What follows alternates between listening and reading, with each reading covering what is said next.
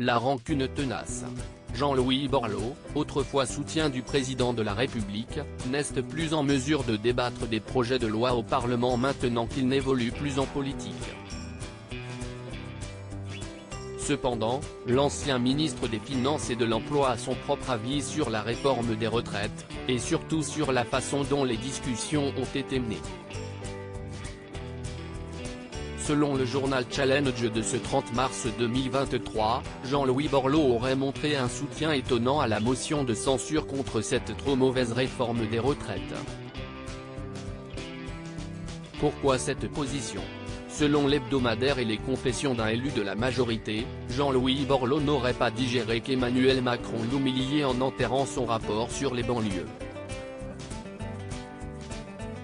En 2018, celui qui héberge actuellement Dominique Tapie, avait été missionné pour réfléchir à des actions concrètes pour les banlieues.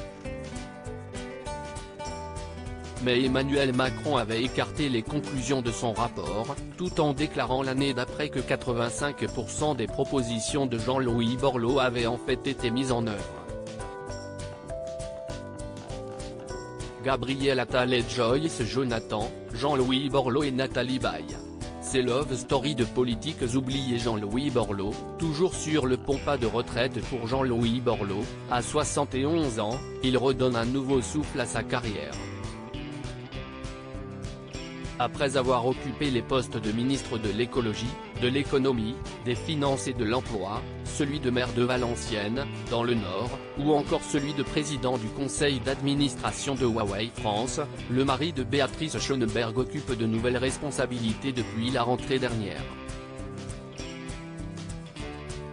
L'ancien homme politique occupe désormais la fonction de senior advisor au sein de NW Group, société française spécialisée dans la production d'énergie renouvelable et le stockage d'électricité. Avec l'essor des voitures électriques, les enjeux du marché sont immenses. Déjà en octobre 2021, l'ex-ministre de l'écologie participait ainsi à l'inauguration près de Rennes, en Ille-et-Vilaine, d'une borne de recharge ultra rapide de l'entreprise, la première d'une série de 600 déployées d'ici à l'automne 2023. Crédit photo, Jacques-Ovid Moron.